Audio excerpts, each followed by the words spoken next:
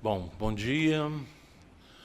Vamos dar início, na continuidade do evento, da apresentação oral dos temas livres. Eu, como coordenador, Renato Souza Bravo, e o professor Ivo Castelo Branco, também como segundo coordenador. Bem, a apresentação será uma exposição oral de 10 minutos, e convidamos para apresentar o primeiro tema, aspectos que influenciam a presença de déficit de autocuidado em pacientes vivendo com HIV/AIDS. Rúbia Aguiar de Alencar são os autores, Sueli Tsuko Kiyosaki, Ana Beatriz Henrique Parente, Camila de Carvalho Lopes. 10 minutos, por favor. Eu gostaria de agradecer a oportunidade de estar aqui, falando um pouquinho sobre o trabalho que nós desenvolvemos.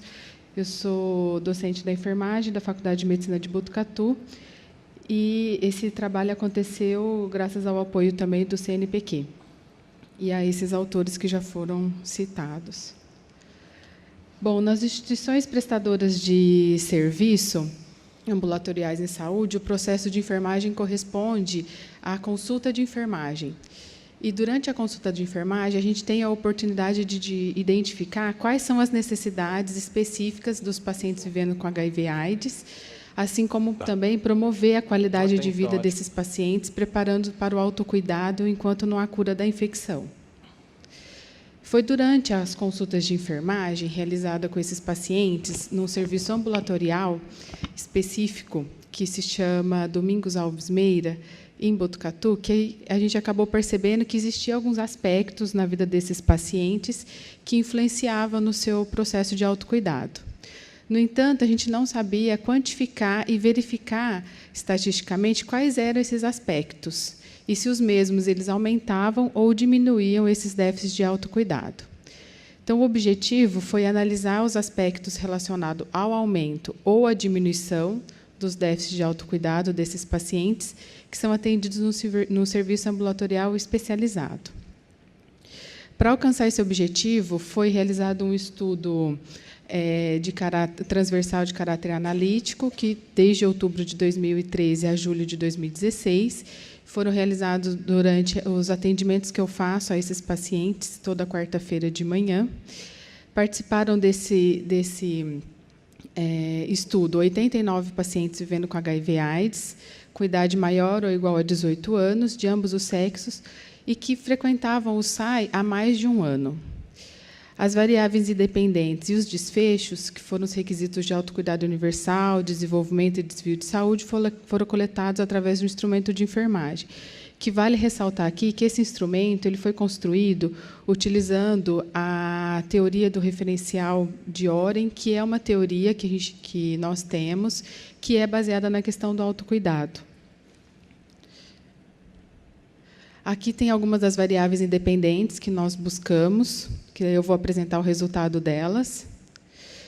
E, dentro desse instrumento que nós tivemos, a teoria do autocuidado, a gente divide ela, né, na questão do autocuidado universal, do desenvolvimento e por desvio de saúde. Então, aqui estão os requisitos de autocuidado universal que nós comparamos.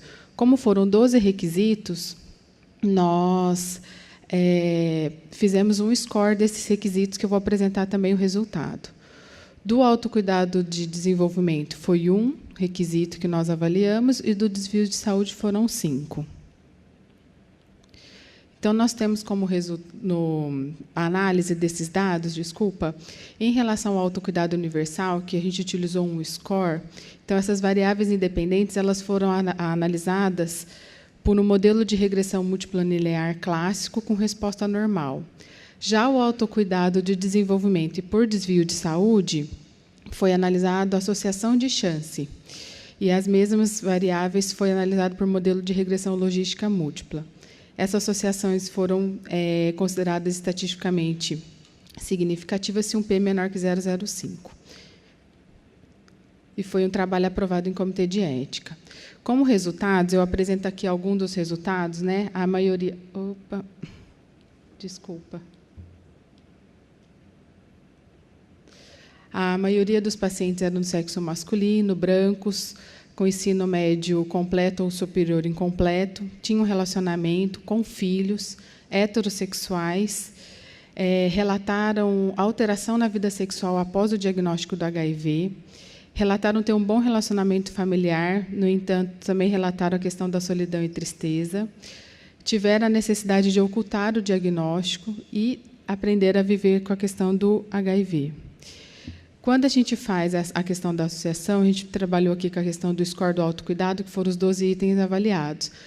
A hora que eu pego esse score, a média dele foi de 6,7, com padrão de 1,6, e um mínimo de 1 e um máximo de 10 pontos que esses pacientes alcançaram, pensando na questão do autocuidado.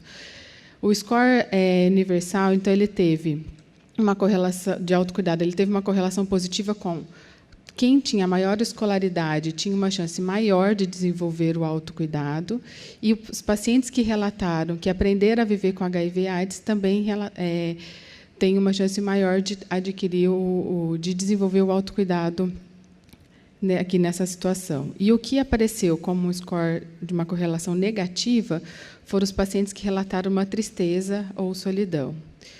Já pensando na questão do autocuidado de desenvolvimento ou por desvio de saúde, nós percebemos que quanto maior a idade desses pacientes, menor foi a chance de realizar esses dois tipos de autocuidado. Então, na conclusão, os aspectos que influenciaram no aumento do autocuidado foram pacientes com maior idade e os pacientes com maior escolaridade, e os que aprenderam a conviver e viver com HIV/AIDS. Já os aspectos que influenciaram na diminuição desse autocuidado foram os pacientes que relataram tristeza e solidão. Essas informações elas proporcionaram à equipe de saúde a identificação dos pacientes que mais necessitavam da assistência da equipe, não só de enfermagem, né, mas da equipe multiprofissional do SAI, além de evidenciar o contexto de vida de cada indivíduo e o levantamento de suas necessidades e dos recursos que esses dispõem, favorecendo, assim, a assistência individualizada para que ocorra aí a melhora do autocuidado. As referências. Muito obrigada.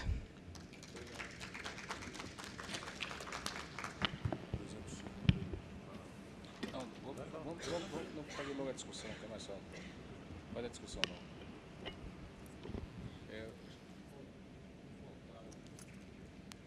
Como faltaram, a gente pode fazer a discussão já de imediato, que é mais fácil e mais proveitosa, porque senão as pessoas vão saindo, né?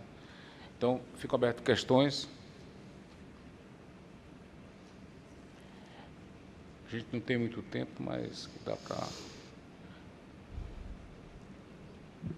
Professora, pode falar.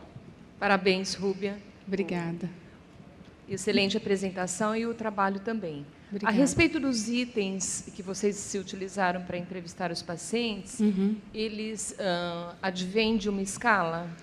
Não, é um instrumento que nós temos, que a gente se baseou em outros referenciais, em outras referências, né? Outros autores que já utilizaram esse instrumento, inclusive a professora Marli, que utilizou isso lá em Fortaleza, né? E é um instrumento que a gente utiliza na consulta de enfermagem. Tá. É isso. Obrigada. Imagina. Alguma outra questão?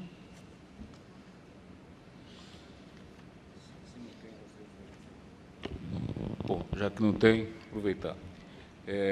Eu sou uma pessoa que não trabalho com essas doenças quando se já perdeu a briga, que eu cuido das pessoas doentes.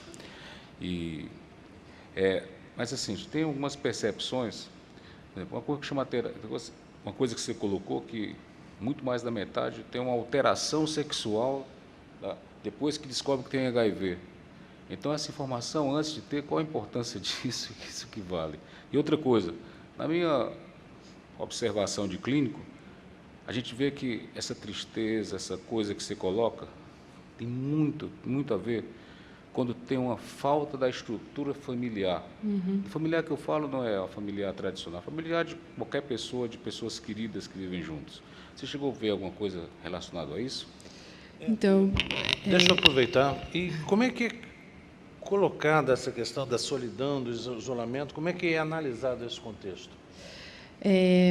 Esse trabalho ele aconteceu concomitante à questão da consulta de enfermagem que a gente realiza. E eu acho que é um belo momento que nós temos com o paciente, porque ela é uma consulta muito mais ampla do que acontece na questão da consulta médica. Então, a gente consegue abordar outras questões. Aqui fica muito pontual, né, quando eu coloco essa questão da tristeza, a questão da relação familiar. Mas, a hora que você está conversando com o paciente, você percebe que há todo um contexto por trás disso, que fica difícil de eu trazer aqui.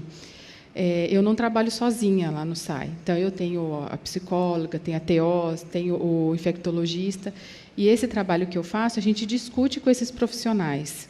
Então, quando a gente percebe que precisa de um encaminhamento ou alguma coisa que algum deles não percebeu, e a gente percebeu na consulta de enfermagem, esse paciente ele não vai ficar solto no serviço, vamos dizer, né? Eu peguei um dado desse e pronto. Não. Esse paciente ele tem acompanhamento, mesmo porque ele tem retornos nesse serviço, ele passa com retorno tanto comigo quanto com outros profissionais. Não sei se é isso. Alguma outra questão? Pode não. Dando continuidade, Obrigada. vamos chamar o próximo trabalho.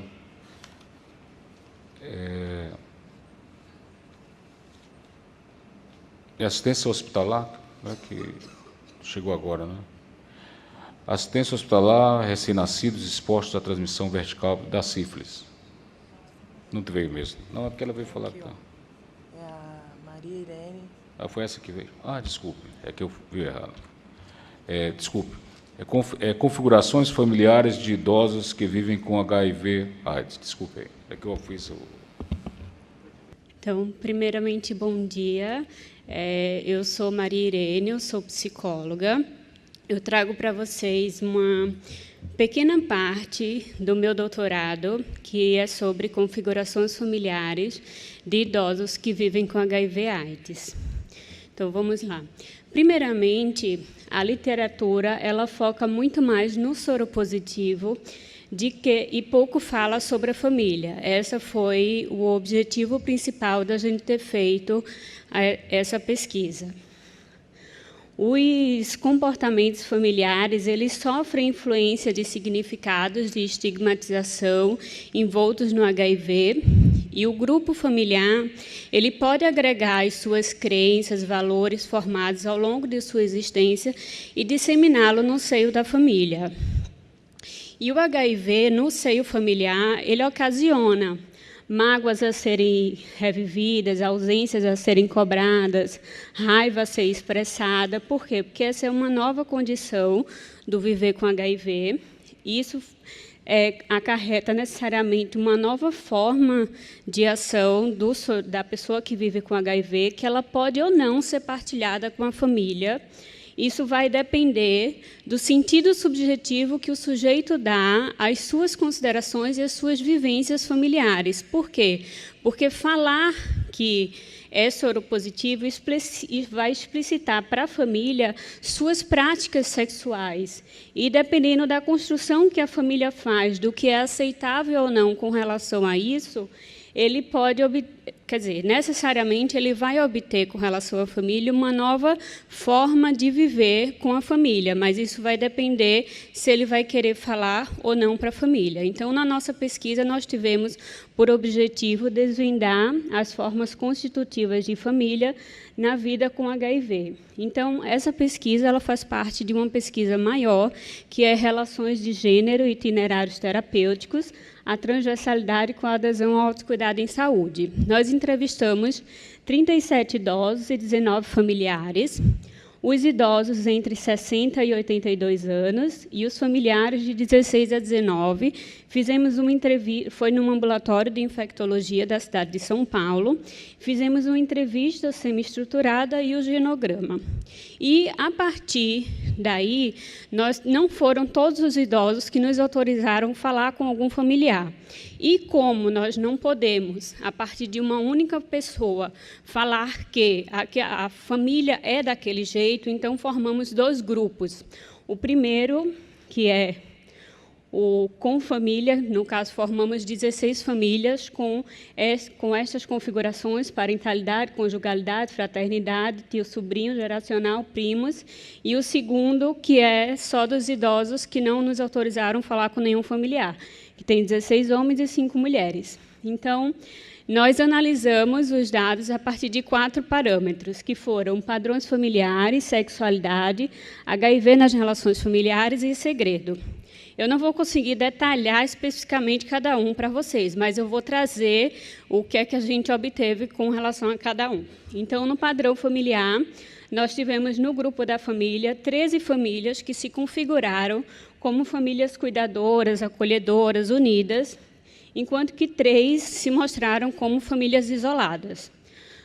Já no grupo 2, que é o grupo só dos idosos, a maioria dos idosos ficou no família isolada, enquanto que o restante ficou em família preconceituosa, discriminatória, e aqui família unida, independente da doença, família unida após acompanhamento psicológico. Então, para cada um, eu trouxe 2 falinhas para vocês, não necessariamente de cada grupo, porque não daria tempo. Então, aqui no grupo 2, no caso só dos idosos, eu trouxe o que configurou para a gente como uma família unida. Dona Joana, 61 anos, ela fala: quando descobri que tinha HIV, eu fui para Vitória. Tive uma pneumonia em São Paulo, melhorei e fui para Vitória. Fui buscar a minha família. Reuni todos eles e falei: eu adquiri o vírus HIV, soropositivo. Não sei qual a reação de vocês, mas fui bem aceita. A gente se ajuda muito. E já na família preconceituosa e discriminatória, eu trago para vocês a fala de Tiago, 61 anos, onde ele diz: tive lipodistrofia e, com isso, fiquei muito magro e fraco, chegando ao ponto de meus familiares brincarem comigo, dizendo: o que você tem? Parece mais que está com AIDS, mas nenhum deles sabe. Então, eu ria e dizia que estava com problemas de tireoide, a que faz emagrecer. Imagina se eu falo para eles que eu sou portador. Tudo bem que é uma brincadeira, mas aí tem um preconceito e a dor. E aí, desculpa. Agora, a questão da sexualidade, nós dividimos entre relações desiguais e relações igualitárias. Acho melhor explicar depois o que a gente quis dizer com isso. A maioria das famílias e dos idosos ficou nas relações desiguais, enquanto que a minoria nas relações igualitárias. Então, nas relações igualitárias, Pedro, ele fala para... Pedro é uma família homoafetiva. E aí ele fala para a gente: o apoio é incondicional, sabe? Por exemplo, eu sou HIV e ele não é, o parceiro dele. Eu adquiri o HIV antes da doação de... Eu adquiri o HIV através da doação de sangue. Eu doava sangue na época, quando não existia muita informação. Eu lembro que eles usavam aquelas agulhas sem ser descartável. Então, com o meu companheiro, nunca houve desconfiança, nunca houve cobrança, nunca houve nada. Então, acho que a gente vive super bem. O apoio sempre foi incondicional. Enquanto que, na relação desigual... Fábio, que é um marido, ele fala para a gente: a minha relação com ela, no caso com a esposa, se mantém a mesma. Somos bons companheiros, quer dizer, tudo que ela quer, eu faço. Tudo que eu quero, ela faz, mesmo sexualmente. Mas, neste aspecto, eu tomei a iniciativa de não termos mais relação sexual e ela concordou. Então, com relação ao HIV nas relações familiares, nós separamos como o HIV sendo coadjuvante ou sendo determinante das relações familiares, e 12 famílias se mostraram o HIV como coadjuvante, enquanto que, para a maioria dos idosos, o HIV é determinante. E aí, no grupo do coadjuvante, Cecília, uma irmã, fala para a gente: mas o negócio é tão antigo que, assim, todo mundo convive e, às vezes, a gente até esquece que ele tem HIV. O que a gente está vendo, sempre problema com ele, e a atenção maior nossa, é com esse problema que ele teve, AVC.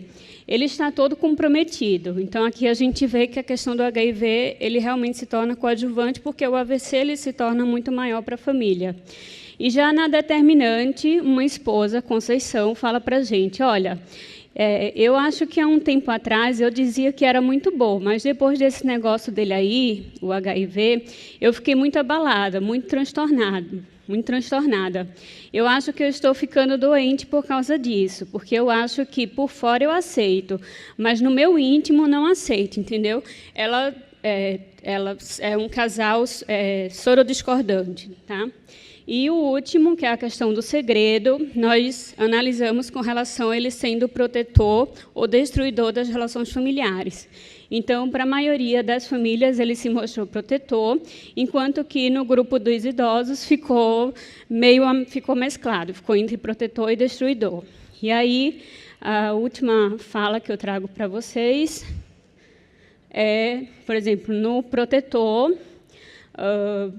uma mãe, Fátima, fala: eu e minhas 2 filhas que sabem, preferimos que ficasse assim, porque minha filha, que mudou de religião, pode não aceitar e ter preconceito.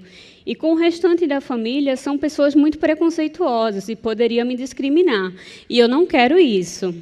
E com relação ao destruidor, Valéria fala: porque... Agora eu vou ter que ler por aqui. Porque ela não quer que eu fale para as pessoas também, né? Aqui é uma tia. Uma vez o meu filho desconfiou, porque eu fui pegar remédio para ela, no caso para a sobrinha, na farmácia, e ele viu, era ZT. E ela falou para ele que não era, que eu tinha pego o remédio errado, porque ela falou que se falar vai ter rejeição. Então, a gente respeita, né? Só nós 2 que sabem, mas ninguém.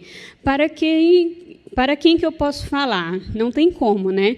Então, eu não falei para ninguém. Eu estou carregando isso comigo todos esses anos. Então, você veja o peso que essa tia carrega com relação ao HIV e ela não pode falar com ninguém.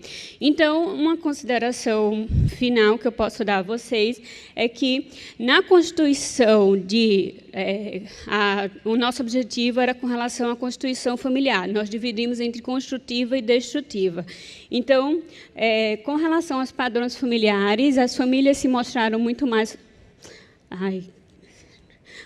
construtivas, enquanto que os idosos muito mais destrutivos. Na sexualidade, ficou as 2 na destrutiva, HIV nas relações familiares, as famílias na construtiva e os idosos na destrutiva, e com relação ao segredo, as famílias na construtiva e os idosos ficou mesclado. Então, no geral, o padrão de construtividade para a gente, ele ficou como padrão familiar, como sendo de cuidado, acolhimento, união sem julgamento, a sexualidade como sendo igualitária, complementar, HIV nas relações complementares como sendo coadjuvante e o segredo como protetor. E o padrão de destrutividade, ele se mostra com um padrão de isolamento, preconceito, discriminação, a sexualidade desigual, o HIV nas relações familiares como determinante e o segredo como destruidor.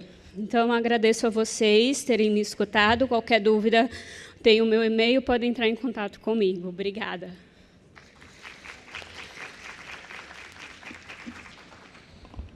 Bom, dando continuidade, alguma posição, alguma opinião, alguma observação?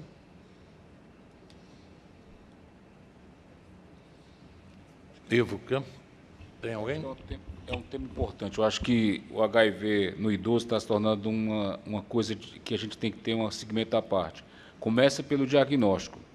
É difícil dar um diagnóstico de HIV numa pessoa idosa. Se for mulher, mais ainda. Se for uma pessoa parente de médico, que a gente tem alguns, mais ainda. Então, um religioso é coisa difícil de dar diagnóstico. Então, a resposta terapêutica é diferente. Então, é uma coisa interessante isso daí. Foi apresentado nesse lado aí, desse outro lado da família, do acolhimento. Isso é uma coisa muito importante para a gente ver que a gente tem que ter isso como uma coisa importante. E o revelar da coisa é uma coisa que a gente fala, eu sempre falo para meus pacientes, fale para as pessoas que possam lhe ajudar. Que se não vai lhe ajudar, é melhor ficar calado e somente com aquelas pessoas. Porque o paciente com HIV precisa de ajuda. E a ajuda tem que ser vista dessa forma. Uma pessoa que construa, aquela pessoa por ser familiar, por gostar, mas que não vai ajudar, como a gente viu algumas pessoas, depoimentos aí, essa pessoa eu acho que tem que ficar no silêncio, é a melhor coisa do que revelar. Eu posso só dar um... eu concordo totalmente com o senhor. Os meus idosos, a maioria, eles já vivem com HIV há 10, 15, 20 anos. Então, assim, não são poucos que tiveram o diagnóstico a partir dos 60 anos. E outros, o que principalmente teve a configuração da destrutividade, foram idosos que não tiveram escolha de falar ou não com relação ao HIV. São idosos que tiveram um momento que estava internado e aí acabou que o restante da família, ou se não o familiar que está sabendo, acaba não suportando aquilo dali, ele não tem assistência psicológica para trabalhar aquilo dali, ele tem que falar com alguém.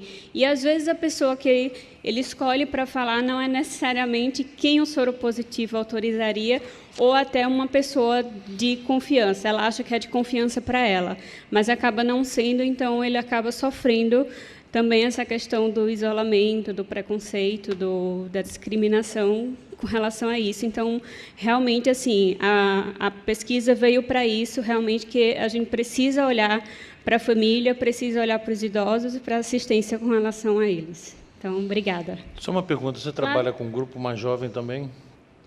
Por enquanto, não, mas a gente, é uma pretensão nossa ampliar. Justamente porque a gente pretende trabalhar a família como um todo, independente de ser idoso ou não. Por enquanto, esse só foi o pontapé inicial. Muito obrigado. Obrigada. Bom, dando continuidade...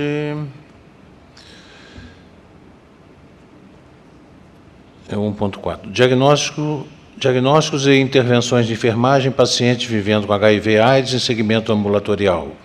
Rúbia Aguiar Alencar, Camila Carvalho Lopes, André Augusto Galvão e Ana Beatriz Henrique Parente. Vamos lá, doutor. Vamos lá novamente.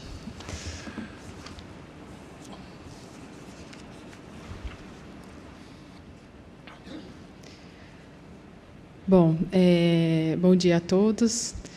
Então, eu vou contar um pouquinho para vocês, dentro desse trabalho que a gente faz, dentro da assistência de enfermagem que eu desenvolvo, quais são os principais diagnósticos de enfermagem que a gente levanta com esses pacientes e quais seriam as intervenções também.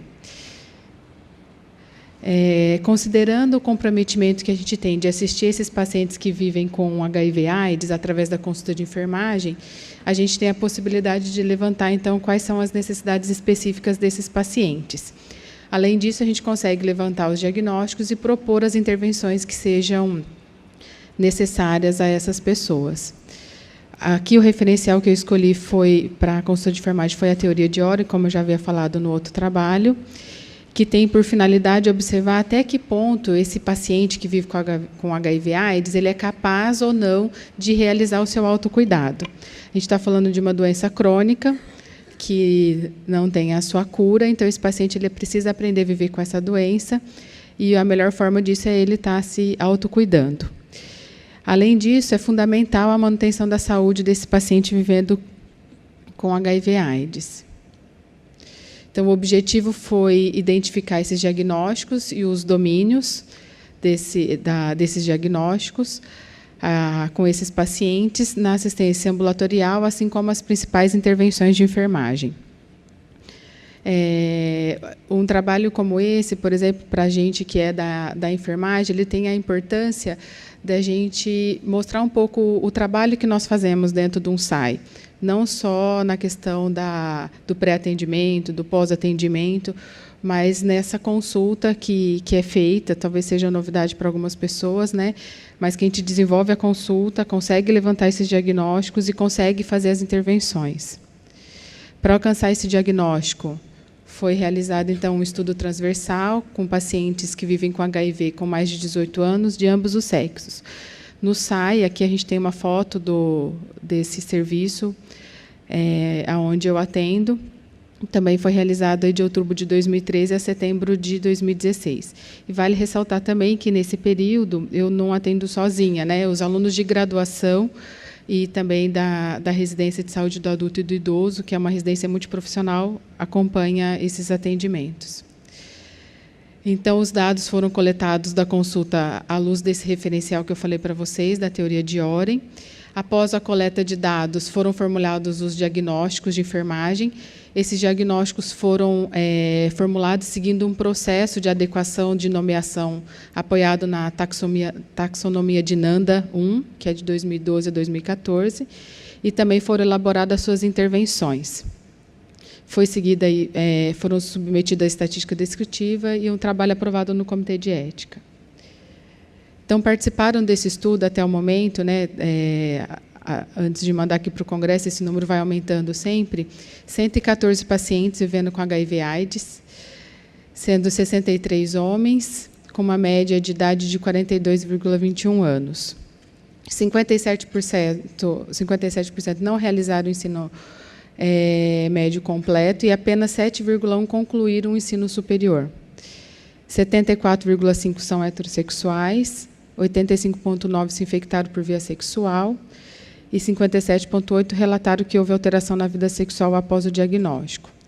O tempo médio de diagnóstico desses pacientes que estão lá foi de aproximadamente 8 anos e o tempo médio de tratamento desses pacientes foi em torno de 7 anos. 65,7% desses pacientes tinham uma carga viral indetectável e 52,7% uma taxa de CD4 maior que 500. E 40,4% tiveram alguma doença oportunista após o diagnóstico do HIV. Então, após realizar essa consulta de enfermagem, eu me reúno com os alunos e a gente vai levantar esses diagnósticos na hora que a gente faz a discussão desses casos. E a gente teve em torno de 59 diagnósticos de enfermagem levantados. E cada paciente recebeu 1, 2, 3 diagnósticos de enfermagem, no máximo 3. Então, nós tivemos aqui, né, que o principal diagnóstico que nós tivemos foi o risco de infecção. Depois, nós tivemos, dentro do domínio de promoção da saúde, que foi o maior bloco que nós tivemos, de diagnósticos, a gente teve um comportamento de saúde propenso a risco, um estilo de vida sedentário, disposição para o autocontrole de saúde melhorado e autocontrole ineficaz de saúde. Vale lembrar que como eu usei a teoria de Oren, o nosso enfoque é pensar na questão do autocuidado desse paciente, né? De eu verificar quais são os déficits e quais são as potencialidades ali para esse autocuidado. Um outro domínio que nós levantamos a respeito de atividade de repouso, onde 17,5% relatou insônia, 10,5% disposição para a melhora do autocuidado e 7,1% autonegligência. Em relação à nutrição, a gente teve aí a questão da nutrição desequilibrada, menos que as necessidades corporais. Tivemos, em relação à cognição, a questão do conhecimento deficiente. Esse conhecimento, a gente levantou isso, né, quando a gente pergunta a questão do HIV, a questão da transmissão, o que ele sabe sobre essa questão do HIV. E também tivemos que 17,5% relatar a questão da disfunção sexual. Então, diante do levantamento desses diagnósticos, nós tivemos as propostas de intervenções que a gente faz diretamente aí para esse paciente.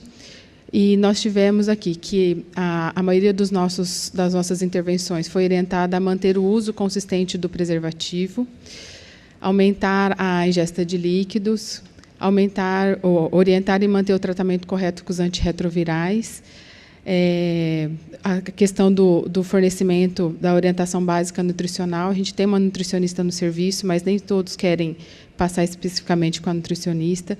O incentivo à atividade física, que esses pacientes, a sua grande maioria, não tem nenhum tipo de atividade física.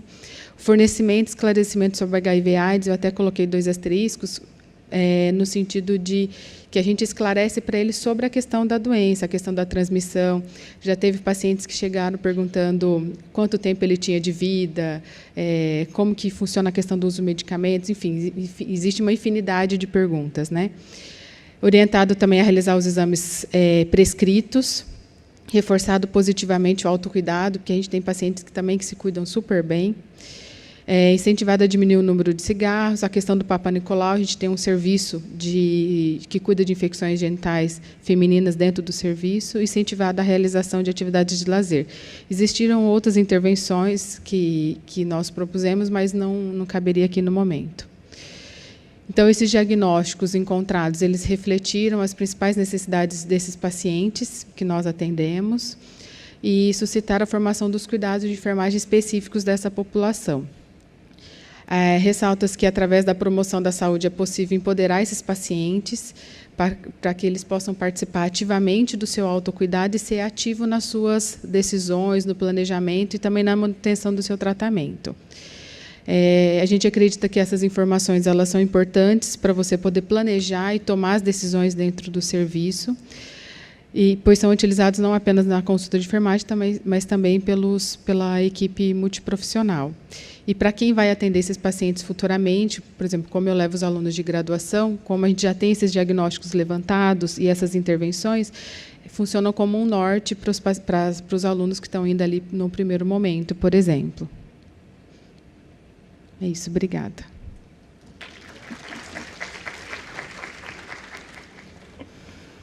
Obrigado, parabéns. Algum comentário? Tem um comentário ali, por favor. Bom dia. Sou de Ribeirão Preto e eu me interessei porque nós estamos justamente nesse processo de introduzir a consulta de enfermagem de uma forma sistematizada dentro do SAIS. Certo. A gente construiu já uma ficha. Agora, eu queria uma pergunta para você em relação ao trabalho e uma em relação à pesquisa, né? Tá. No trabalho, essa consulta de enfermagem, ela tem uma sistematização ao longo do tratamento ou ela é em um determinado momento do paciente? Porque a gente começou com o caso novo, inicialmente. Tá. Então, essa é uma pergunta. E, em relação à sua pesquisa, se os diagnósticos foram feitos em consultas, diversas consultas com o mesmo paciente ou não? Foi uma consulta para cada paciente. Tá. Bom, respondendo à sua primeira pergunta, a gente desenvolve a consulta lá, eu vou com os alunos. Eu acho que eu esqueci que você perguntou, desculpa. Estou nervosa aqui na frente. Sei, tá, entendi. Desculpa. Essa consulta ela acontece no mesmo dia que existe a consulta médica. Então, no momento que ele está com a consulta médica, ele sai da consulta médica, vai com a gente da enfermagem ou vice-versa. E já existe um acordo ali da equipe. Não existe uma agenda específica para mim. E eu não atendo o caso novo. Lá, na verdade, a gente faz ao contrário. A gente não quer pegar o caso novo nesse momento. Pelo menos, se for a primeira vez, não. Na segunda vez, tudo bem. Porque já aconteceu de não ser exatamente um caso novo. Né? Então, fica um pouco complicado, já tive um tipo de problema. Então, a gente não faz isso. Acontece junto com a consulta médica, a gente reveza entre os dois profissionais. O paciente sabe disso. Né? Quando ele entra com a gente, além da questão da consulta, depois tem o termo de consentimento, porque, como eu falo da questão da pesquisa, mas nunca tive problema quanto a isso. Agora, o instrumento, né, como a professora Lucir já tinha perguntado, é um instrumento que a gente construiu baseado em outros instrumentos que já existem, da professora Marli Galvão. A gente foi adaptando esse instrumento à nossa realidade. E eu tenho feito a primeira consulta com esse instrumento e depois eu faço retornos, conforme a necessidade. Tem paciente que vai no serviço a cada 6 meses, então eu vou vê-lo a cada 6 meses. Senão, eu vou ver com uma frequência maior. Sempre acoplado à questão da consulta médica. A gente trabalha bem junto, tem dado um ótimo resultado. Isso, eu acho que a relevância está na possibilidade de você botou na sua conclusão do resgate da autoestima, do empoderamento do Sim. paciente, né? Sim. Agora, me diz só uma questão. Essa consulta é realizada num ambiente em que não há privacidade do paciente. Tem os alunos... Sim. Da graduação. Da graduação. Há alguma dificuldade em relação a isso aí? O dia que tem mais, o dia que tem menos? Então, geralmente... Como é que funciona isso? Porque Como você, às vezes, né? lidar com o aluno da graduação, ele não está sintonizado no que Não. você está fazendo, né? Sim. Ele está ali porque ele foi escalado para aquele ambulatório naquela hora. Eu sou professora responsável por doenças transmissíveis na universidade, né? Então, eu trabalho um pouco com isso com os alunos na sala de aula antes deles atenderem esse paciente. E confesso para você que existe uma ansiedade grande dos pacientes ao lidar com... dos alunos ao lidar com esses pacientes. Porque eles acham que é um paciente muito diferente daquilo que eles já viram. Essa minha disciplina acontece no 3º ano de faculdade. E, quando eles chegam no ambulatório, é uma surpresa, porque é um paciente como qualquer outro paciente. E o cuidado que eu tenho é de perguntar para o paciente se tudo bem de ter um aluno de graduação junto. E nunca teve problema. Assim, alguns chegam até ressabiados, assim, posso te confessar isso, com então só está curioso, só quer saber por que eu estou aqui, enfim. Mas, de uma forma geral, tem um ganho muito grande. Os alunos saem com uma outra perspectiva, que essa era a minha intenção, na questão da formação do aluno, e para o paciente também, porque existe um acolhimento diferente. É uma conversa que não tem um tempo, ela é ampla, né? Então, eu vejo como uma forma positiva. Eles assistem apenas ou não, eles realizam a consulta. Já realizam a consulta? Realizam a consulta. Tá. Realizam. Professor Ivo.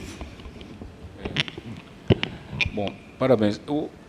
A sua casuística mostra que tem a maioria das pessoas heterossexual e homens, né? Oi? Desculpa. Heterossexual e homens. Sim. E aí você coloca que na sua avaliação, você coloca que tem o Papa Nicolau. E não vai nada para a próstata, não vê nada disso daí? Tem, professor. Tem. E olha, e posso te falar que, como nós temos um serviço lá dentro que faz o Papa Nicolau, então ele sai e já sai com o Papa Nicolau agendado, se ela quiser. Mas dentro do SAI, a gente não tem a avaliação do urologista. Faltaria, com certeza, mas nós não temos no momento. A gente encaminha ele para o HC.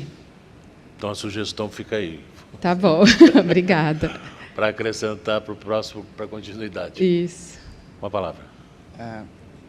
Eu sou Fernando, sou lá do Tocantins, também sou enfermeiro. Aí eu só queria, a princípio, parabenizar pelo trabalho, porque eu acho que quanto mais a enfermagem ela tem que divulgar, que a gente faz consulta, a gente tem um planejamento de ações, e eu acho que isso é imprescindível e queria parabenizar por isso. Obrigada. Eu tenho 2 perguntas. A primeira, eu queria saber se vocês têm um instrumento já semi-estruturado ou é feita a consulta mesmo, é construído no momento com o paciente. Tá. E a segunda, eu não vi, ou posso ter passado despercebido, como você usou teoria de Oren, não vi na NANDA, eu acho que tem disposição para melhor do autocuidado. E aí, se não foi encontrado mesmo, ou porque não usou mesmo? Porque como você está usando a teoria do autocuidado, acho que seria importante avaliar nos pacientes se eles têm disposição para autocuidado. Assim, foi só por isso eu fiquei curioso. Tá bom, obrigada. A respeito da sua primeira pergunta, esse instrumento ele está sistematizado e eu baseei esse instrumento em outras pessoas que já utilizaram ele em outros lugares, né, que eu falei da professora Marli, que utiliza lá em Fortaleza, tanto com HIV quanto HIV com tuberculose, quando tem co-infecção.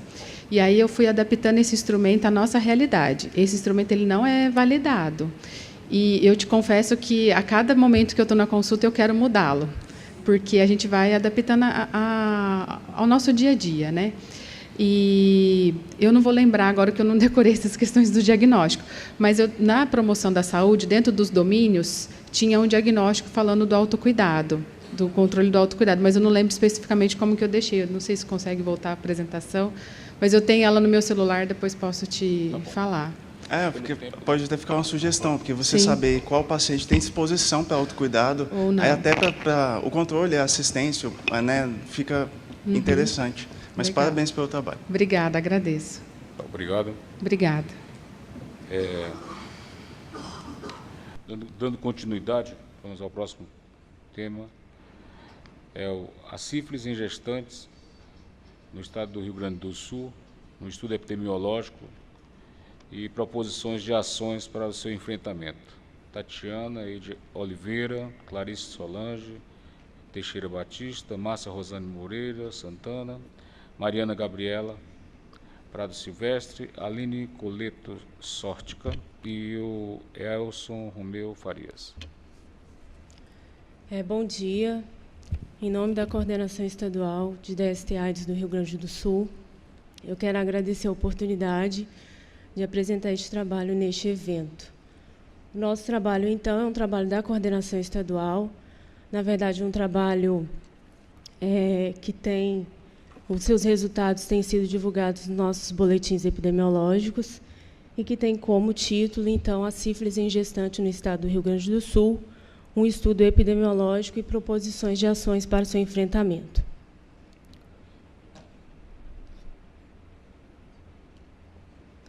O contexto epidemiológico da sífilis em geral no estado vem acompanhando o cenário nacional. A sífilis adquirida, por exemplo, no ano de 2015, a taxa de detecção foi a taxa mais elevada entre as unidades da federação, sendo de 111,5 casos para cada 100 mil habitantes.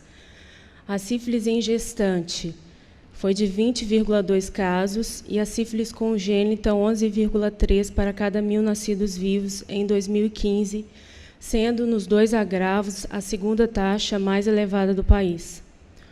O número de casos de sífilis em gestante vem aumentando e, nesse período de 2010 a 2016, nós tivemos um total de 11.575 casos.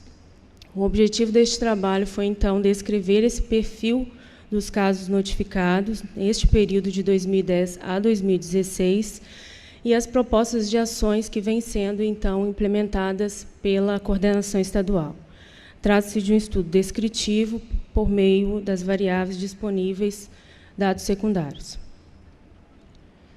Aqui nós temos, nessa representação gráfica, para que todos possam observar essa evolução dos casos nessa série histórica de 2010 a 2016, de sífilis em gestante. Também nós colocamos, a título de conhecimento, a sífilis congênita. É possível observar que, em 2010, nós tivemos 488 casos notificados de sífilis em gestante. Em 2016, chegando em 2016 a 3.285 casos. A taxa de detecção passa de 3,7 casos, chegando em 2016 a 23,3 para cada 1.000 nascidos vivos. É possível aqui observar uma elevação considerável entre os anos de 2014 e 2016, um aumento de 82% da taxa. E é possível também destacar aqui, nesta representação gráfica, a introdução, a implantação dos testes rápidos, principalmente na atenção básica, a partir de 2012. E, ao longo dos anos, essa implantação, esse percentual foi aumentando nos municípios do Estado, sendo, em 2013, de 50% municípios com teste rápido implantado na atenção básica, em 2014, 68%, em 2015, passa para 90%, e em 2016, chega a 96% dos municípios com a testagem. Isso favoreceu, é claro, o acesso ao diagnóstico dessas gestantes. É importante destacar aqui também um trabalho de qualificação das informações que a coordenação estadual realizou, vem realizando desde 2014, inclusive trabalhando os critérios de definição de casos dentro do Estado, favorecendo, portanto, a informação. Ressaltamos também aqui uma sensibilização que aconteceu a partir de 2015, dentro do Estado, por meio de oficinas que foram, onde a temática ela foi explorada, né, no intuito mesmo de levar a sífilis, no geral, para os espaços de discussão dentro do Estado, fazendo com que os municípios se atentassem para os casos e iniciassem, então, um plano estratégico de ações para a prevenção da sífilis.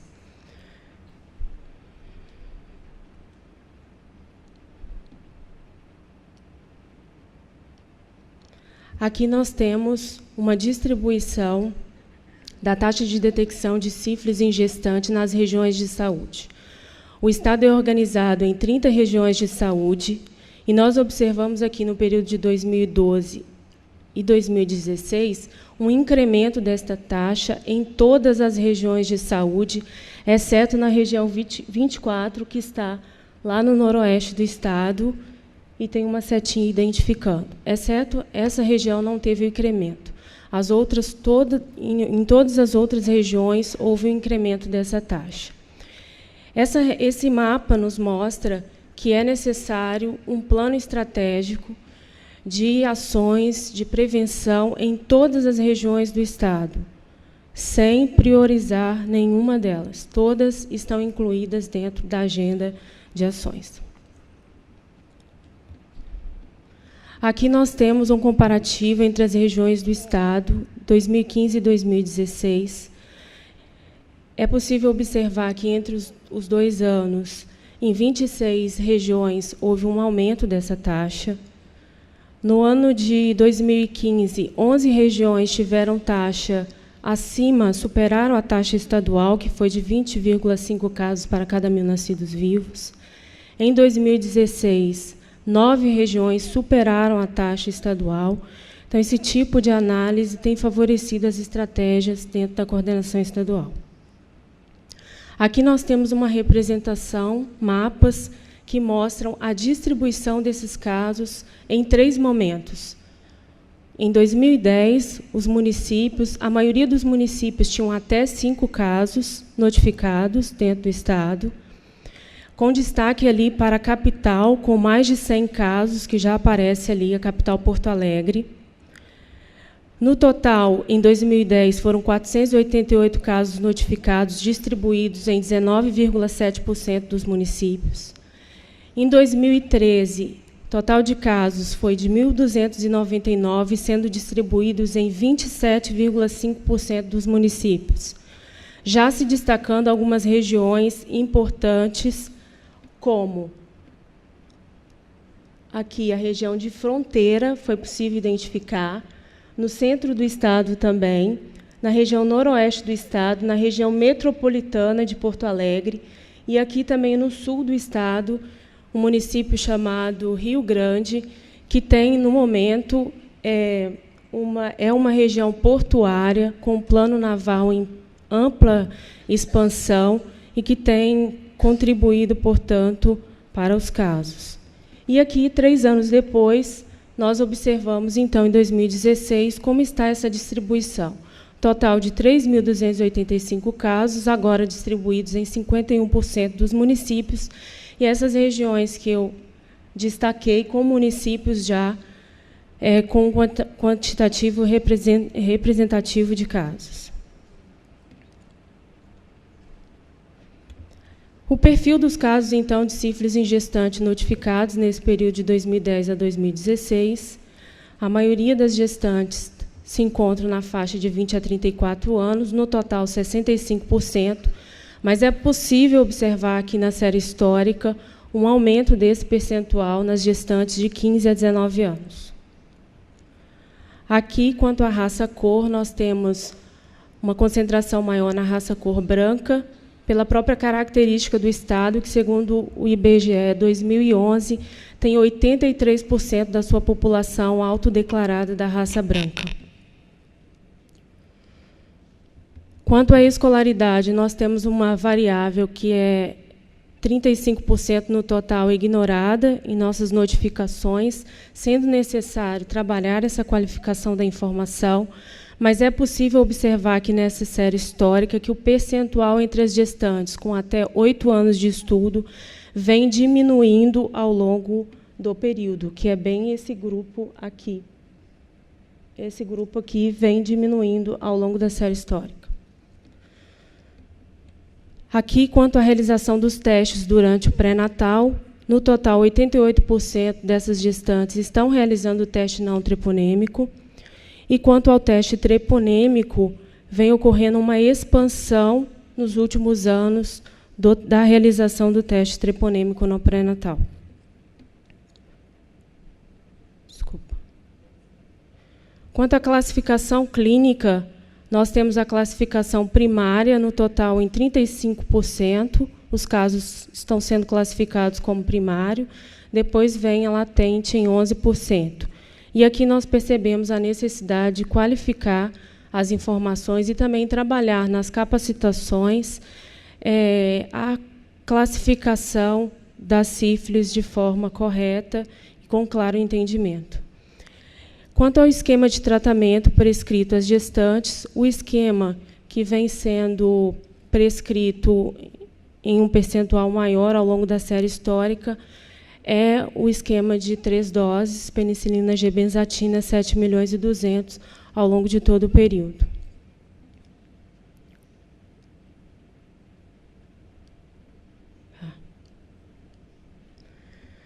Quanto ao tratamento do parceiro, uma informação também que tem sido ignorada nas notificações sendo necessário trabalhar essa informação. 38% no total da variável é ignorada. E nós percebemos nos últimos anos que esse tratamento do parceiro ele tem se estabilizado, né? Nos últimos anos, ali, no total, ele fica em 32%, sendo necessário melhorar essa ação. Nós percebemos, quanto ao perfil dessas gestantes, são gestantes jovens, com baixa escolaridade, autodeclarada da raça cor branca, que têm tido acesso ao pré-natal, mas esse acesso ele precisa ser melhor qualificado. Nós percebemos a testagem, né, o teste treponêmico em expansão junto a essas gestantes. Quanto às ações, a coordenação estadual vem trabalhando de forma intensa com relação às capacitações, distribuição e estímulo ao uso dos testes rápidos. Hoje, como eu já falei, 96% dos municípios do Estado têm testagem implantada na atenção básica. A coordenação também monitora a testagem rápida e o uso dos insumos de prevenção pelas maternidades do Estado. Monitoramento das ações de ST/AIDS realizados pelos municípios também é realizado dentro da coordenação estadual. Diversos apoios aos profissionais nas condutas para a prevenção da transmissão vertical são realizados, tanto em loco como também de outras formas. Criação de um grupo de trabalho dentro do nosso departamento, se articulando com outras políticas como saúde do homem, saúde da mulher, saúde da criança e do adolescente. Atenção básica foi criado dentro ali do nosso departamento para tentar articular essas ações e dar conta de outras demandas que envolvem o agravo, que não depende só da IST/AIDS. Elaboração e divulgação de notas técnicas e informativas. Nós fizemos duas que nós chamamos a atenção aqui em 2014, incentivando o uso dos testes rápidos nas maternidades do Estado, e também uma nota informativa ratificando os critérios de definição de casos de sífilis no geral, para que ficasse bem claro para os profissionais a questão da notificação. Produção de materiais, como cartazes, um guia para maternidades, boletins epidemiológicos e informes, também, desde 2015, vêm sendo produzidos de forma intensa. Capacitações para profissionais, estímulo à implantação e implementação de comitês municipais e regionais de investigação da transmissão vertical, com o intuito mesmo de discutir a temática nos municípios, e desenvolvimento de outros estudos que possam ajudar no planejamento. Aqui só uma distribuição dos comitês de investigação da transmissão vertical no Estado. As publicações, o primeiro boletim foi em 2015, HIV, AIDS e sífilis, publicado pelo Estado, e no ano passado nós fizemos um informe epidemiológico publicado em outubro só da sífilis.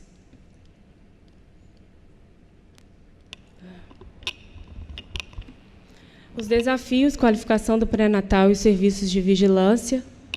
Criar dentro da coordenação um monitoramento para seguimento dos casos. A questão das vulnerabilidades individual, social e programática é um desafio para nós. Divergências de condutas, interpretação diagnóstica e manejo entre os profissionais também tem sido um desafio. A questão da articulação intra e intersetorial e as estratégias de prevenção no geral. Quero agradecer, e aqui eu coloquei os contatos.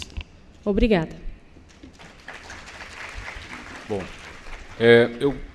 parabéns. Eu gostaria que as pessoas atentassem um pouco mais do tempo, apesar da gente ter tempo para discutir um assunto tão interessante que a gente até deixou passar. Quer dizer, são dados alarmantes, né? Sim. Se você coloca uma população de gestantes que não tem diferença nenhuma dentro da população normal, esses dados todos aí, eu acho que a coisa fica muito... Mas vamos para perguntas.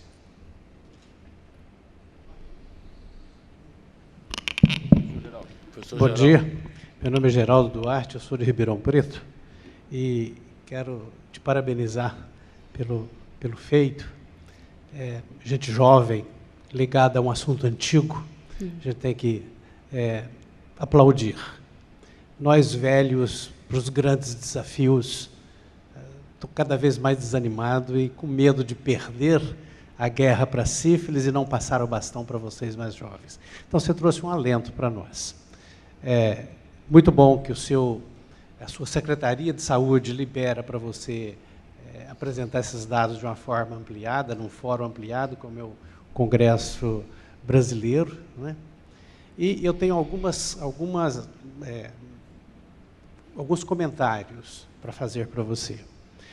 No seu diapositivo de incidência ou de prevalência da frequência de gestantes, a curva de sífilis congênita é a mesma, a sua taxa é a mesma.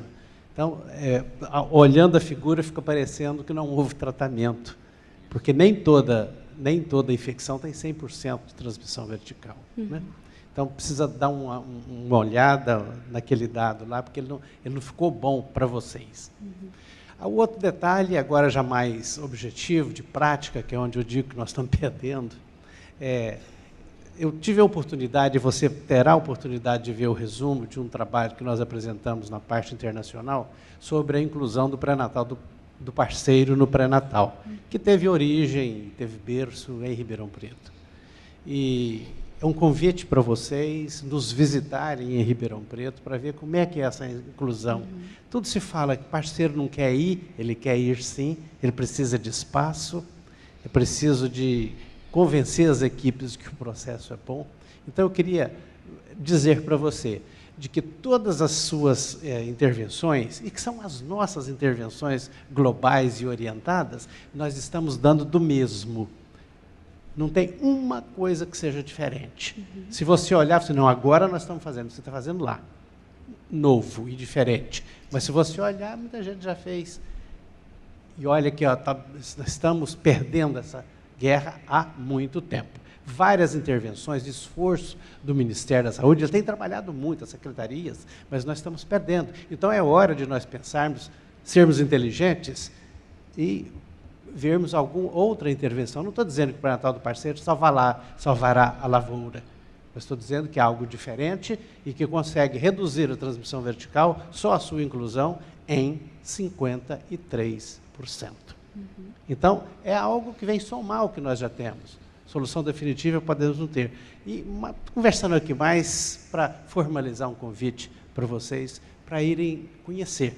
Porque eu vi vocês, você representando o seu grupo, a possibilidade de embrionar algo até maior do que o que nós já temos.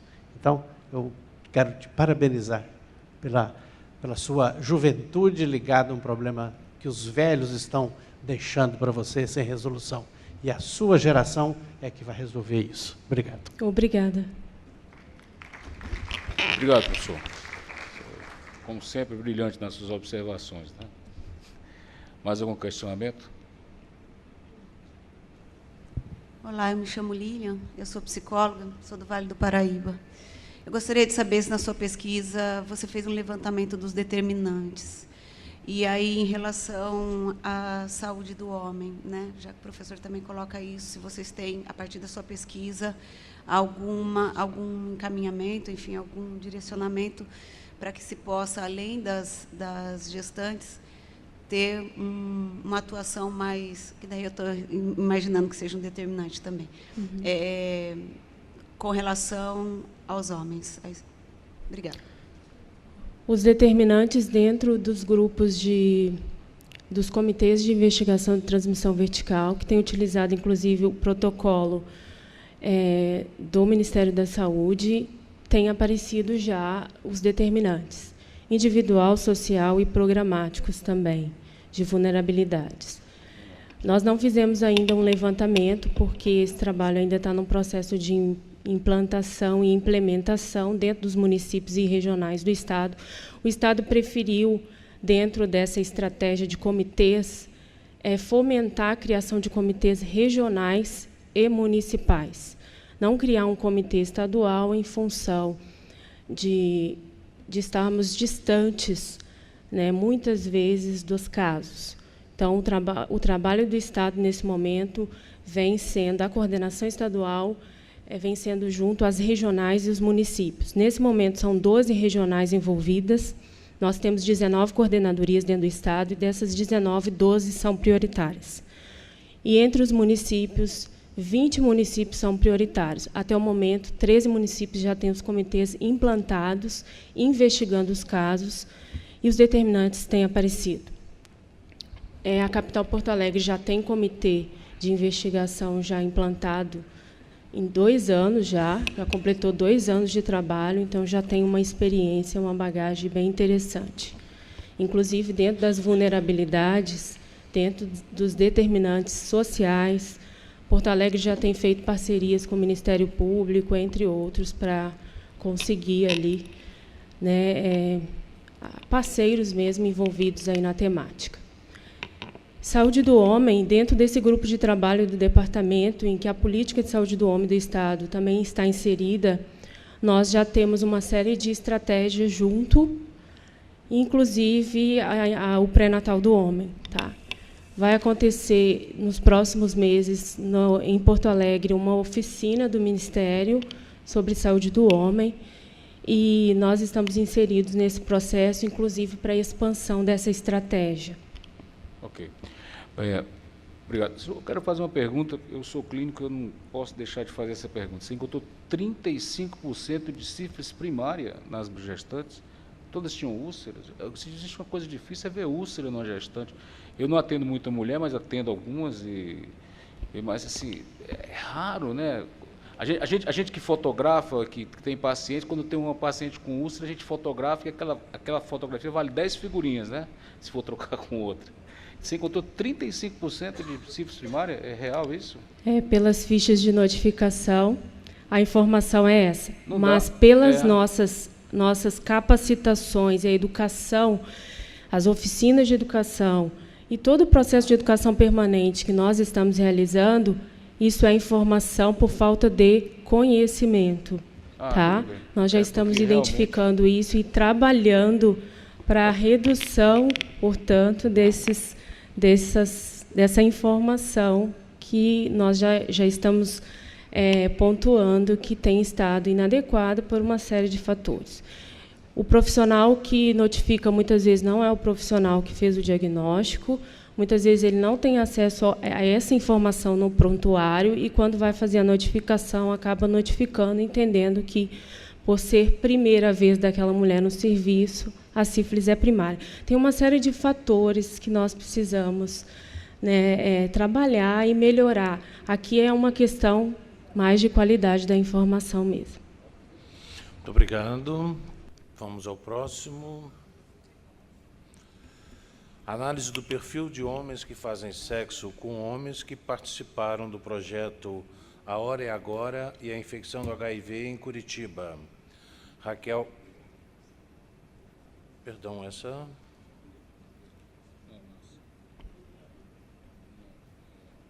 Não, essa não está aí, tá? Não. Ah, então tá, perdão. Visão de profissionais de saúde frente à possibilidade de infecção HIV/AIDS em idosos. Quem vai apresentar é Patrícia Aparecida Borges de Lima.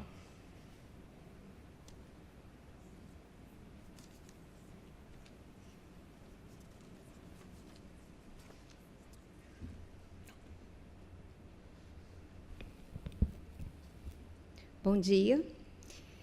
Meu nome é Patrícia, como formação eu sou cirurgiã dentista, e esse trabalho que eu vou estar apresentando é um trabalho de pesquisa, né, do mestrado, que ele está sendo dado continuidade agora no doutorado, no programa de Ciências da Saúde da cidade de Uberlândia, da Universidade Federal de Uberlândia, com o apoio do ambulatório Herbert de Souza. E ele é intitulado, então, em Visão de Profissionais de Saúde, frente à possibilidade de infecção de HIV/AIDS em idosos. A população idosa hoje no Brasil, ela chega em torno de 10%, né, em 20 milhões de pessoas, e, segundo estimativas, em 2025, essa população ela vai tornar o Brasil em 6º país em número de idosos. Esse aumento da população idosa, ela vai fazer com que toda a comunidade científica e todos os outros setores, eles se preparem, né, para acolher essa população, para dar maior longevidade a ela, para dar maior qualidade de vida. Mas, em contrapartida, algumas doenças que são comuns, né, nas pessoas idosas, elas podem fazer, né, trazer uma dificuldade de diagnóstico diferencial de alguns profissionais que eles não fazem uma conexão, né, com outras doenças de base, como, por exemplo, a AIDS.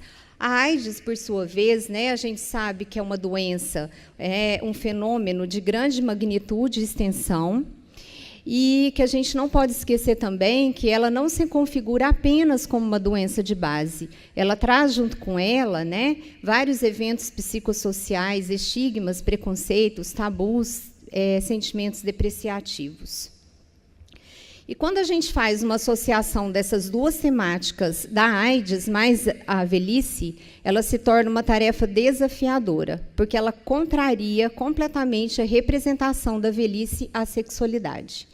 Então, quando a gente tem esse aumento da longevidade, o aumento da atividade sexual dessas pessoas idosas, a gente sabe que nessa população a gente tem uma resistência grande ao uso do preservativo. Todos esses fatores fazem com que essa população se torne uma população vulnerável. Então, sem dúvida alguma, a AIDS em idosos é uma ameaça à saúde pública. Então, o nosso trabalho ele se justificou pelo aumento do número de idosos, pelo aumento do número de casos de AIDS em pessoas idosas, essa visão de assexualidade perante os idosos, a dificuldade de diagnóstico diferencial de comorbidades comuns na velhice com outras doenças de base, e se a gente for fazer uma revisão, né, a gente tem pouquíssimos estudos nesta área. O objetivo geral do nosso trabalho foi conhecer a visão desses profissionais de saúde frente à possibilidade de infecção por HIV/AIDS em idosos. Os objetivos específicos foram avaliar o conhecimento desses profissionais de saúde em relação à vulnerabilidade desse paciente idoso, observar em que momento esses profissionais de saúde eles estão solicitando o teste anti-HIV, verificar as dificuldades que esses profissionais têm durante o atendimento ao paciente idoso, e identificar de que maneira essa percepção desses profissionais vai influenciar na abordagem ao paciente idoso. E com os resultados, é o que a gente está começando a fazer agora, né, com os resultados dessa pesquisa, o sistema de atenção primária envolvido, né, que a gente consiga sensibilizar a gestão, os profissionais e almejar um melhor atendimento a esse paciente. Esse foi um trabalho que ele teve o parecer favorável do CEP, uma autorização prévia da instituição coparticipante e o TCLE também dos participantes. Foi um estudo, né, observacional transversal realizado na cidade de Uberlândia, no período de novembro de 2013 a dezembro de 2015. A nossa população de estudo foram profissionais, né, de saúde lotados na rede municipal de atenção primária, especificamente médicos, cirurgiões dentistas e enfermeiros.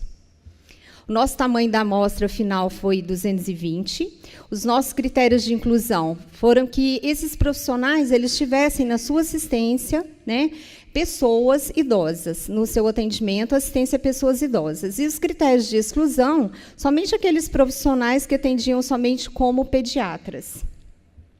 Nossos instrumentos, né, a gente teve o questionário 1, que foi considerado como estudo piloto.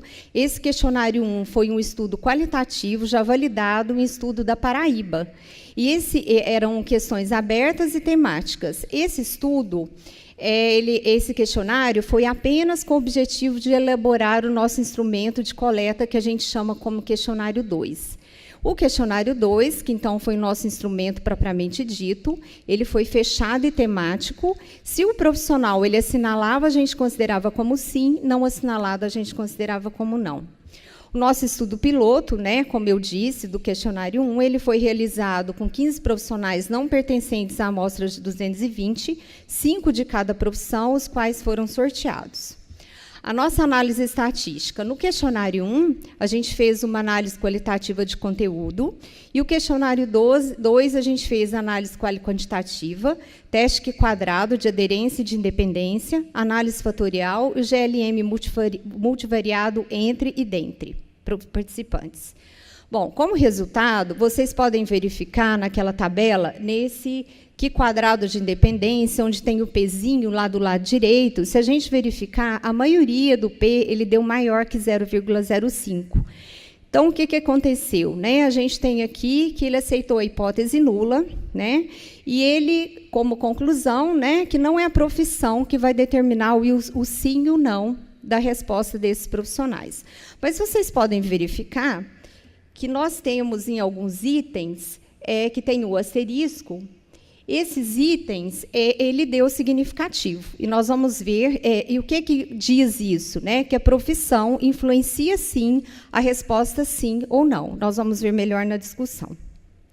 O quadrado de aderência, a maioria do Pzinho, né, ele deu menor que 0,05, então o resultado foi significativo e conclui que sim e não são diferentes do valor esperado, porque a hipótese nula ela consideraria 50% sim, 50% não, e contrariou essa hipótese. E a gente vai conseguir ver melhor aqui nessas figuras. Quando a gente perguntou, né, para o profissional de saúde, como você vê a questão da AIDS na velhice? Então, a gente vê que tem uma diversidade, né, um padrão de resposta bem diverso. Enquanto, né, lá no E, 4,5% fala que alguns profissionais falam que não vê como problema de saúde pública devido à baixa incidência. A gente tem também 76,4% que fala que a percepção pelo idoso do próprio risco é pouca, quase nenhuma. Na outra figura, a gente perguntou para os profissionais, né, em sua opinião, qual a maior vulnerabilidade do idoso? A gente tem também padrões, né, bem diferentes de resposta. Por exemplo, na B, né, que eles falam resistência ao uso do preservativo. Nós temos também na D comorbidades como fatores importantes na progressão da doença. Outra pergunta, né? O que você acha de ser solicitado o teste anti-HIV para o paciente idoso? Enquanto, né, alguns falam que sem necessidade, inadequado, mas também tem aqueles outros que, né, que responderam que o pedido de exame ele deve ser precedido de amplo esclarecimento ao paciente, mas, de maneira geral, o que a gente pode verificar que são diversas respostas dos profissionais que eles dão a cada questão. Na figura 4, nós perguntamos, né, como você acha que os resultados positivos devem ser transmitidos? 75,5% fala que de maneira esclarecedora, como qualquer outra doença. Na figura 5, quais as dificuldades que você encontra no atendimento ao paciente idoso? Alguns, né, 25,9%, falam que não tem dificuldade de atendimento. Outros, 43,1%, por exemplo, fala que os aspectos sociais, psicológicos, podem servir como barreira num bom atendimento. Como resultado também, né, um dos testes que nós fizemos análise fatorial. Por que nós fizemos essa análise fatorial? Nós fizemos 3 rodadas para estabelecer, né, alguns fatores, algumas dimensões. Aqueles itens que não se relacionaram com essas dimensões, eles foram descartados. Então, após 3 análises, foram estabelecidos esses 3 fatores que nós denominamos como desconhecimento pelo idoso, desconhecimento pelo profissional, falta de engajamento de gestão pública, história pessoal do idoso e estigmas. No GLM, vocês podem verificar, né, que aqueles pontinhos, o azul é o padrão de resposta, a média de resposta do cirurgião dentista, o vermelho do enfermeiro, o verdinho do médico. Aquele fator, aquele item, né, 1 e 4, que depois nós vamos discutir isso, ele praticamente não deu significativo. Né? Esses outros, né, o 2, por exemplo, a gente teve uma média maior de cirurgião dentista, o 3 de cirurgião dentista, o 4 a gente teve um padrão de resposta maior do médico, e o 5 a gente teve maior do médico também. Bom, os resultados, o que esse nosso estudo sugeriu? Que esses resultados sugerem, né, que há semelhanças e diferenças nas respostas oferecidas pelos profissionais de saúde. Isso nos mostra a influência da base comum da formação destes profissionais, quanto da base específica dessa formação. No teste quadrado, vocês lembram, lá no início, aqueles itens de asterisco que eles deram, né, significativos, é porque aqueles itens são itens extremamente específicos da profissão de cada pessoa, bastante especializados, por isso que ele deu significativo. E aí, na nossa revisão, a gente verificou isso em outros estudos, em Melo, 2013, em Lara, Cutolo, 2003 também, que mostra, e esses estudos comprovam, que há um padrão de resposta diferente de cada profissional, dependendo da sua profissão. No GLM, os fatores 1 e 4 que a gente viu, esses fatores, eles, na verdade, não deram significativos, porque são fatores extremamente relacionados ao idoso e não ao profissional. Tanto que a gente colocou, né, desconhecimento pelo idoso e história pessoal do idoso. Não houve diferença. No fator 2, onde a gente teve uma média de resposta de dentista maior do que médico e enfermeiro, né, que a gente chama de desconhecimento pelo profissional. O que nosso estudo sugeriu? Que, na verdade, a profissão de cirurgião dentista ela é muito especializada. Então, sabe-se muito dentro da área da especialização. E que não se tem, e aí se peca, né, na verdade, em outras áreas. Isso está sendo modificado, ainda bem, né, com a modificação dessas bases curriculares dos novos cursos. No fator 3, engajamento na gestão pública, a gente também tem um padrão de resposta, uma média maior do cirurgião dentista, maior do que médico e enfermeiro.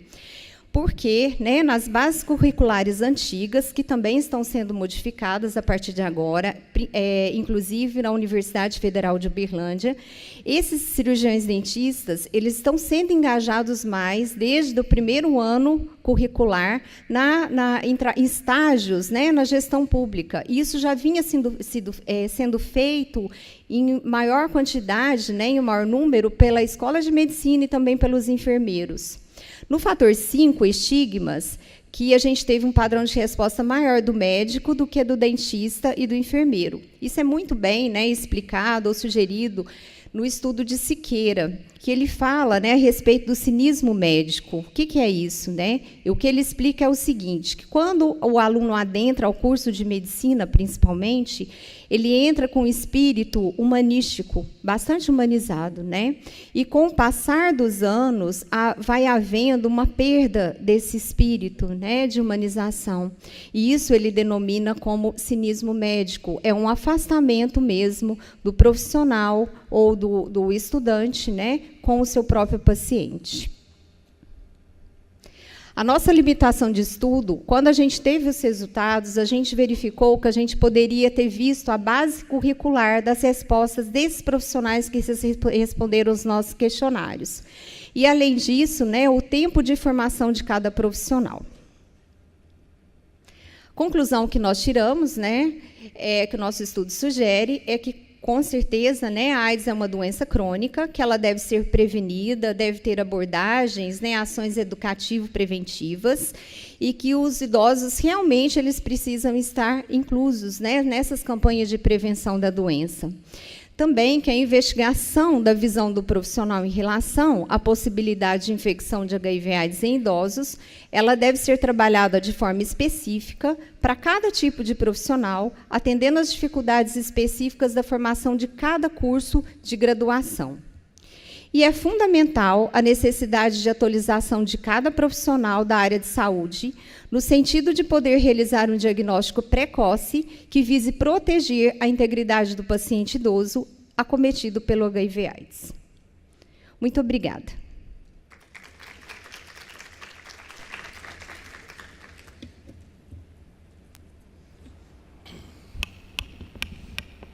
Algum comentário?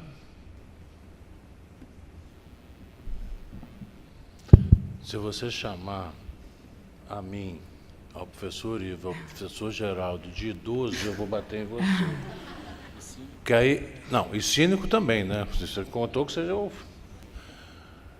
cinismo médico aí. O Siqueira, não sei qual é a formação do Siqueira, e muito menos o que é isso aí. Mas é uma coisa que, sabe, é generalizar, como todo profissional médico está desvirtuado do paciente E eu aqui não pude deixar de imaginar que o cinismo seria a substituição do humanismo pela visão monetarista da coisa. Quer dizer, aí uma coisa muito mais agressiva. Mas nós três, a gente não está dentro desse negócio de idoso, não, viu? Na Economist dessa semana agora está saindo exatamente um artigo comentando os novos velhos.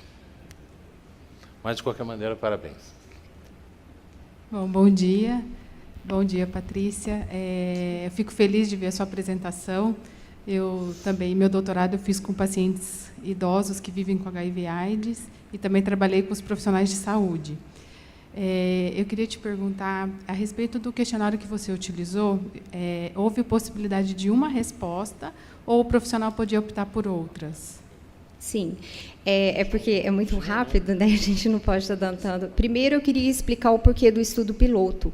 Porque, no início, eu e meu orientador, a gente queria muito fazer com exatamente o estudo qualitativo, e o CEP não liberou, porque o que a gente teve de resposta é que a gente iria invadir demais os profissionais de saúde. Então, nós tivemos que fazer uma análise qualitativa e transformar num estudo quantitativo, qualitativo. Na verdade, esse questionário era especificado no tópico lá, né, que ele poderia assinalar mais de uma questão. Tá. Eu te pergunto isso porque a minha análise foi qualitativa, né? E você tem uma ampliação dessa resposta, né, a respeito da questão dos profissionais. E eu vi que você colocou a questão da formação, né, como algo que possa contribuir. Como que você acha que deveria ser essa formação do profissional para que haja essa mudança? Eu acho que já está começando, né? A gente, porque para fazer todo esse trabalho, a gente foi em coordenações de curso, né? A gente usou, por exemplo, médicos, dentistas, enfermeiros, mas foi só na verdade, porque esses profissionais a gente conseguia achar em todas as unidades de atenção primária de Uberlândia. Então, na verdade, eu acredito, né? E o que o estudo sugere, que eles consigam ter um currículo mais amplo, né? Enfrentar realmente a realidade, porque, além disso, eu presto assistência no ambulatório de infectologia de Uberlândia, e o estudo foi justamente por isso, foi um sonho meu, porque a gente via chegando o paciente idoso, né, muito tarde, né, muito tarde. E eu faço biópsia desses pacientes lá, então, com neoplasias, né, infecções oportunistas, tudo. Então, a gente acredita que se a base curricular, dos fatores, né, e também esse profissional, dentro da gestão pública, lá nos estágios, tudo, a gente acredita que isso pode mudar um pouco a visão desses profissionais. Só uma contribuição, né? Eu acredito também essa questão da formação, que ela vai transcender a questão da informação sobre DST no idoso, né? Se você não trabalhar com o aluno de graduação a respeito da sexualidade do ser humano, vai ficar muito difícil, porque quando o que eu tive no doutorado, né, o profissional, na hora que ele aborda um idoso, ele fica sem graça, ele não sabe como lidar com aquela situação, até por uma questão geracional, né? Muito jovem lidando com uma pessoa idosa. E se você pegar artigos, por exemplo, fora do Brasil, que tem mais a respeito disso, fala que o idoso se sente, sim, à vontade, gostaria, sim, que o profissional abordasse essa questão, mas que o profissional começasse essa conversa. Só que, para começar, ele tem que ter vivenciado um pouco isso, né? E, além disso, as políticas públicas, que foi o que eu falei hoje de manhã, né? Nós não vimos nada aqui no Congresso falando sobre idoso, nem no mundial, nem agora no brasileiro. Enquanto não houver mudanças de políticas públicas, vai ficar difícil a gente atingir os idosos, né? Sim. Parabéns, viu? Obrigada. Alguma outra pergunta? Eu faço a mesma pergunta. Esses dados aqui... Oi? O contato, tá. Só uma pergunta. Esses dados que você está colocando aqui, está falando do idoso, e no resto da população é diferente? Como que é? Você pode repetir? Esses dados que você coloca no idoso aqui, muda a diferença tanto? Eu vou falar uma coisa para você. Eu sou uma pessoa, nós somos meio dinossauros do HIV e do DST. Eu já tive gente que foi rejeitado, o cirurgião rejeitou de secar uma veia porque o cara tinha HIV.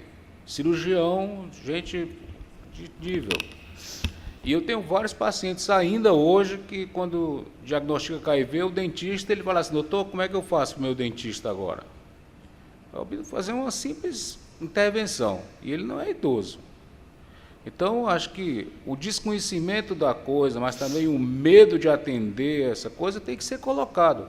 Quando coloca médico, tem que ter muito, assim, tem médico intervencionista e tem o médico que não faz intervenção. Existe uma diferença também nesse médico que atende.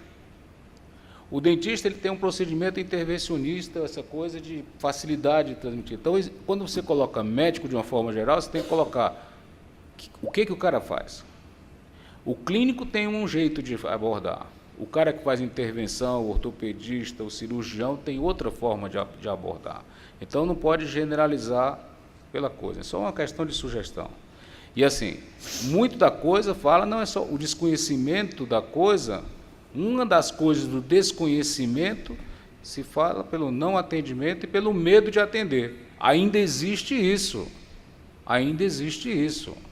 Nós estamos no século XXI, nós estamos com todas as coisas que nós estamos falando, e nós temos que, não pode falar que isso não existe, porque eu atendo gente, eu vejo isso, e as pessoas vêm conversar comigo, que o que é que eu faço agora, doutor?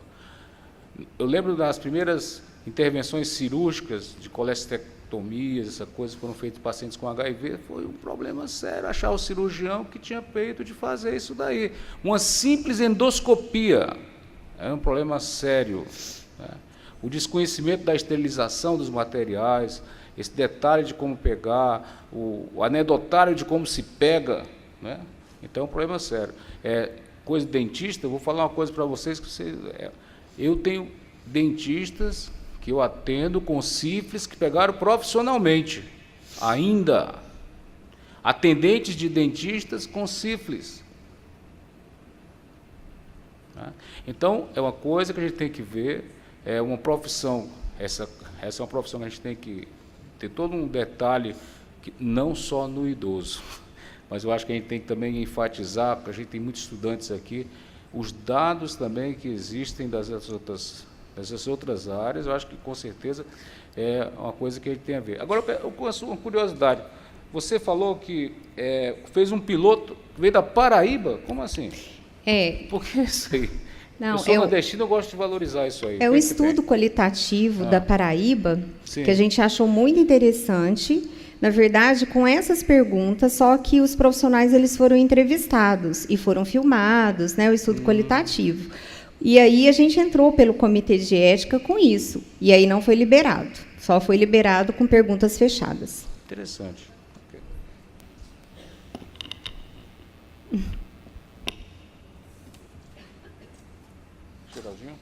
Alguma questão? Bem, muito obrigado. Obrigada. Parabéns. Estamos encerrando um pouquinho antes, pela ausência de alguns temas livres. De qualquer maneira, muito obrigado a todos pela atenção. Parabéns aos autores. Uma boa tarde.